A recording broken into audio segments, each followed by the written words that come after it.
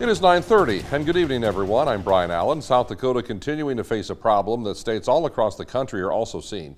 Earlier this month, the South Dakota Department of Health Secretary warned that ambulance services all across the state are struggling with the issue of staffing. Cordell Wright spoke with a rural EMS team to find out what is driving this issue, and it is our top story here tonight.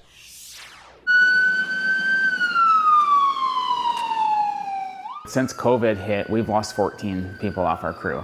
We've only been able to replace 5 of them. Alan Perry is the director of EMS for Lenox Area Ambulance. But it's getting harder and harder to fill all the shifts. People got family, they got lives, they want to do things other than just come here and work. Perry says there are multiple causes for why staffing is becoming more difficult. We had several that actually had to take a second job to help support the family, and we don't pay enough for us to be the second job, so that's the reason there. And we had some that because of a compromised immune systems, they couldn't do the pandemic. Over the years, we've had a lot of volunteers, but the number of volunteers is increasingly getting less. Harold Timmerman, the Lincoln County Emergency Management Coordinator, works with all of the county's EMS crews and helped in creating the Lenox Area Ambulance Service. He believes increases in training hours may be discouraging people. Training is important, but we need to find a happy medium somewhere where people can get this training and maintain certifications without taking near so much time away from their families. To become an EMT, it's 160 hours.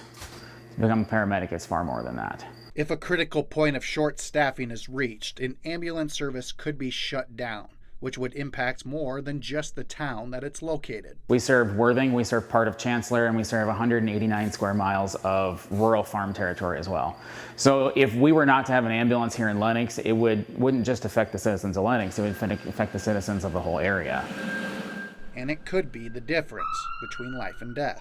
If you're waiting for an ambulance to come from 20, 30, 40 miles away, that's a long time. If you've got a life-threatening injury, it could mean that that person may not survive.